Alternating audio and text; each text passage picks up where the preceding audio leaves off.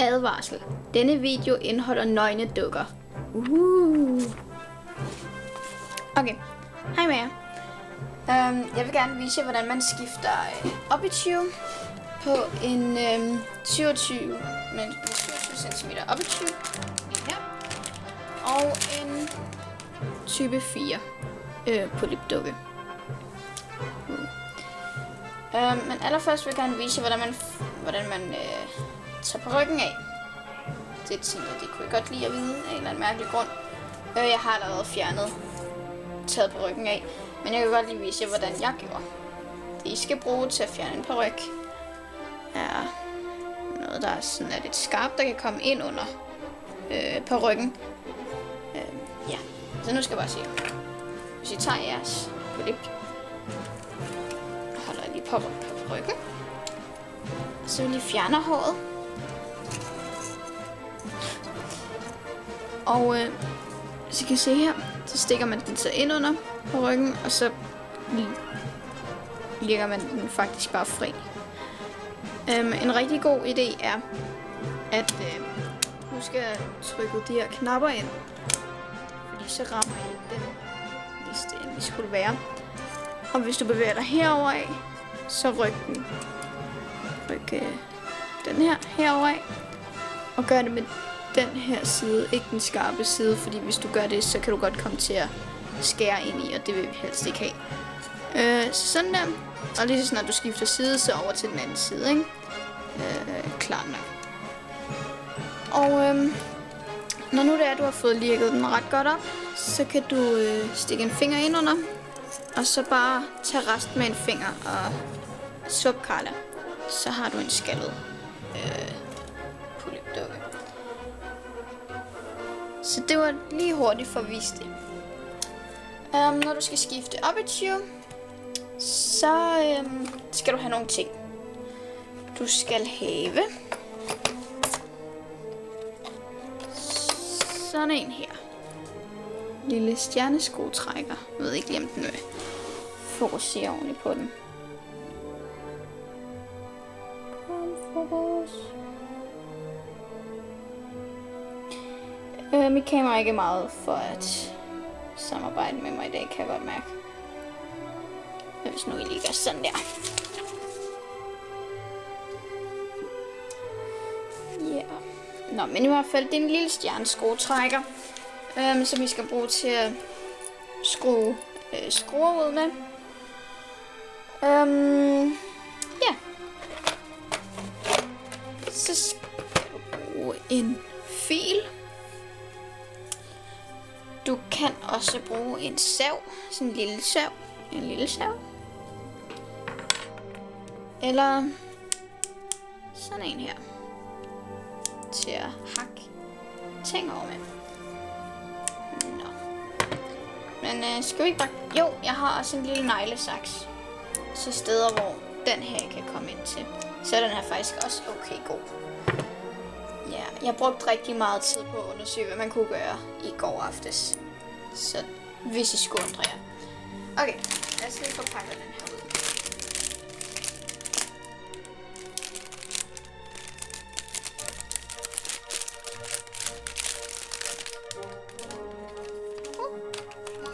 Sådan der. Og sådan der. Sådan der. Så har vi lige stillet. Så lægger vi lige det herovre. Og så må vi heller lige få skruet op for hovedet her. Igen, så har jeg snydt lidt, fordi at de her skruer, de var vildt stramme, synes jeg. Så jeg fik min far til at løsne dem for mig. Så hos mig er de lidt løsere hedder det.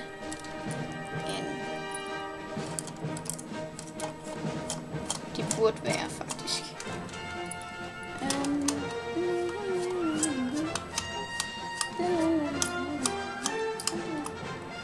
Ja, jeg nynner, når jeg keder mig. Sådan der, og den første. De her små skruer skal jeg altså passe rigtig godt på, fordi du skal bruge dem igen. Sjovt nok. Så jeg sætter tilbage på.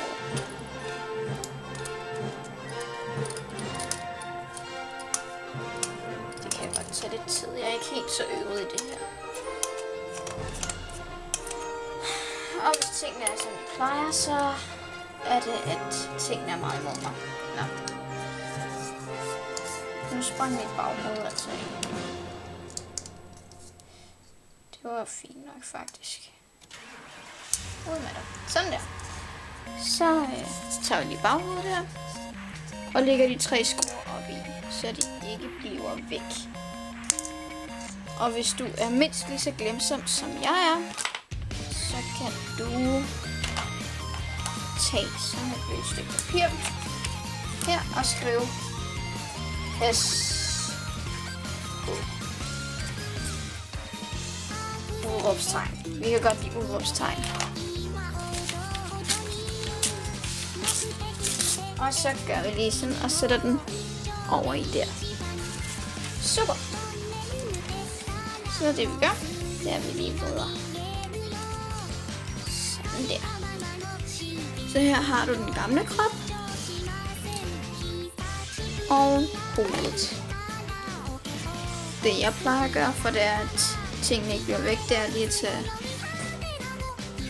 åbne og lukke knapperne ud.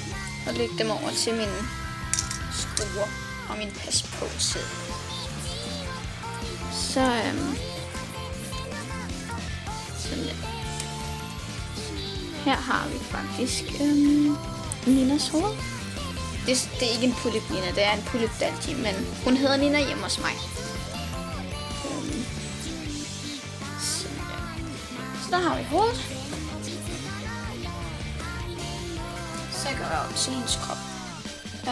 For at gøre det helt lettere, så tager jeg armene af. Fordi så sidder de ikke i vejen. Okay, nu har du den her krop her. Det allersmarteste er, det du så skal gøre, hedder det nok mest. Du trykker lige lidt ned i kroppen her. I overkroppen. Sådan der. Ja, ned. Ned.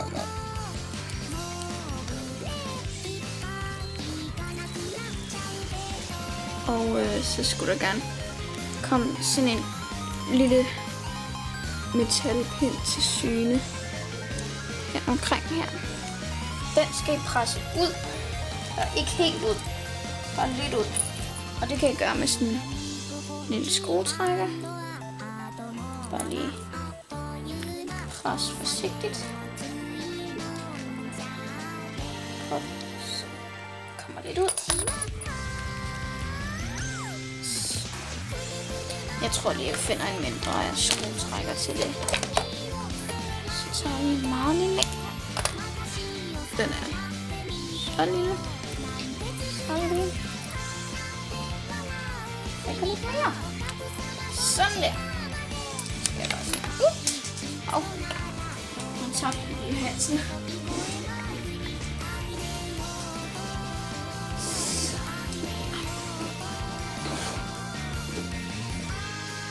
Ja, den som har siddet i kroppen. Den ser sådan ud. Den behøver du ikke gemme. Det du har nu, det er noget af halsen, og den her pind, du lige har presset ud. Den skal du bare lade blive der. Så tager du dem her, der er fuldt med som hals. Åbner. Og den du så skal vælge, det er den store large. Åbner den. Sammen med en af de her små skruer, som fulgte med. Der følger 3 skruer med, så hvis du mister en, så er det heldigt, der er 3.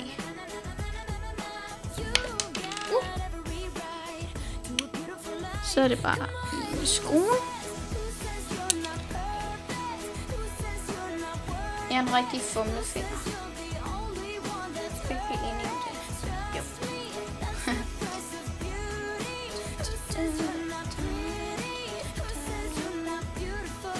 Ikke meget for at være med mig i dag, synes jeg. Jeg føler mig lidt uheldig, selvom jeg har været ude og købe ind sammen med min mor. Jeg har fået tøj. Hvem ikke tøj? Det kan jo godt lide tøj. Hvem kan ikke lide tøj? Det ville være mærkeligt, hvis man ikke kunne tegne. Nå, væk fra tøjemnet. Hvis vi kan se ned, så er det ned med den. Så da den sidder i den der pind, vi har skubbet ud. Og så sætter vi så pinden på plads igen, så den holder. Så den kan holde på den.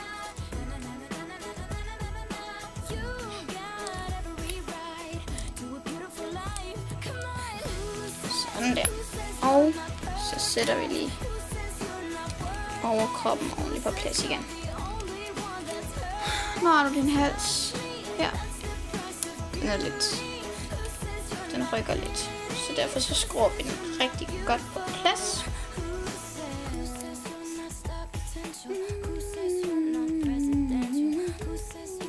Sådan der. Og også overkroppen, den skal også på plads. Okay. Det du så kan gøre, det du skal gøre, det er, at nu skal du til at file halsen. Ja, det tager bare en evighed for City Paint. For City Paint, så tager det en evighed, og det er bare ikke det sjoveste. Det tager rigtig lang tid, fordi at den skal files rigtig langt ned. Så dine valgmuligheder er, at du kan file. Min yndlingsmåde at file på er ved at stille den sådan her. Hovedet ned mod filen. Og så bare frem og tilbage. En anden måde. Nej, nu væltede mit baghoved med mine pas på ting i. Nå. Det må vi kigge på bagefter. Det næste du kan gøre, det er at save. Så kan vi save i det. Eller vi kan tage den her og klippe rigtig godt stykke af.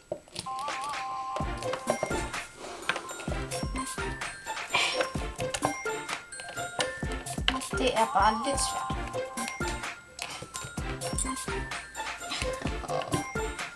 Den er hård. Jeg er ikke så stærk. Okay, jeg er overhovedet ikke stærk. Skal vi ikke bare sige det sådan? Jeg er overhovedet ikke stærk og kan ikke finde ud af noget som helst.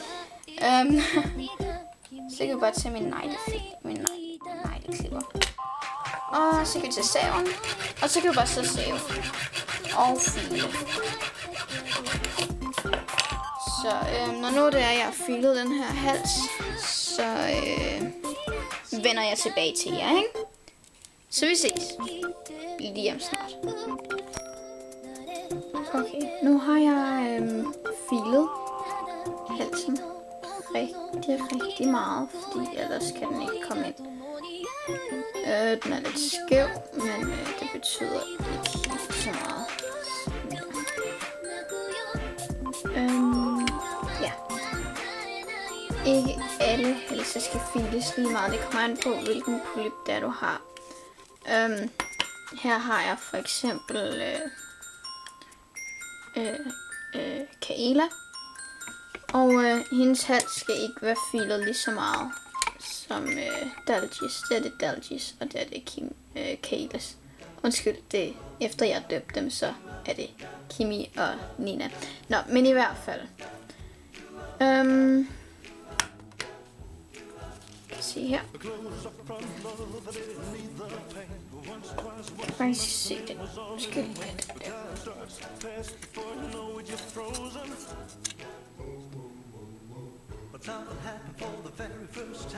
Okay, man kan se det lidt bedre i virkeligheden. Men Kimis her, den sidder lidt højere op end Ninas her. Så derfor så selvfølgelig ikke filet halsen lige så meget på hendes, som jeg har på.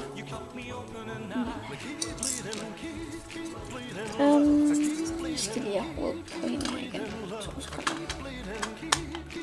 Sådan der.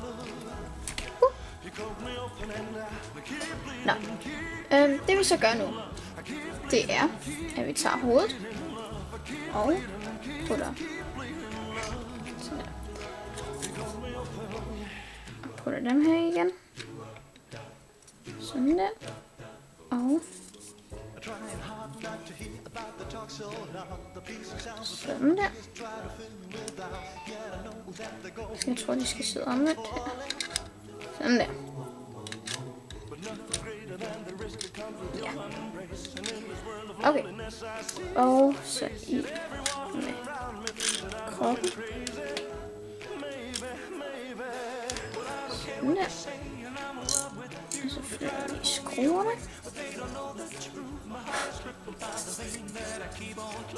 Og så kommer bagrådet. Sådan der.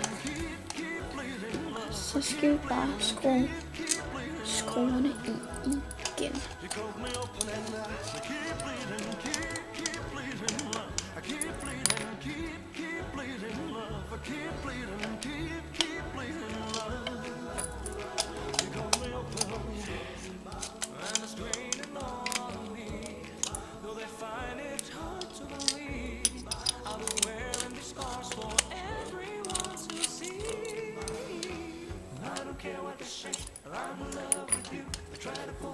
Og så ind med armene.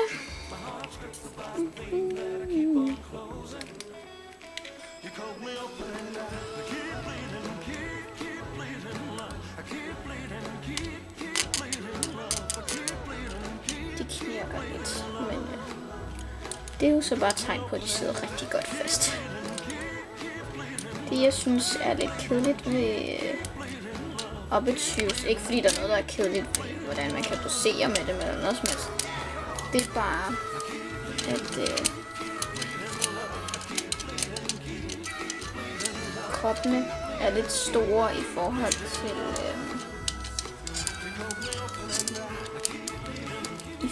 til deres stok tøj. Det de kommer med. Og det synes jeg så er lidt ærgerligt. Det er der jo ikke så meget at gøre ved. Så må man bare købe noget nyt til dem, eller lave noget nyt selv til dem.